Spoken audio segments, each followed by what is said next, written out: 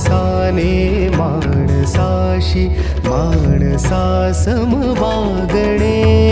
हीच आमुची प्रार्थना, हेच आमुचे मागणे. माणसाने माणसाशी माणसा सम वागणे. हीच आमुची प्रार्थना.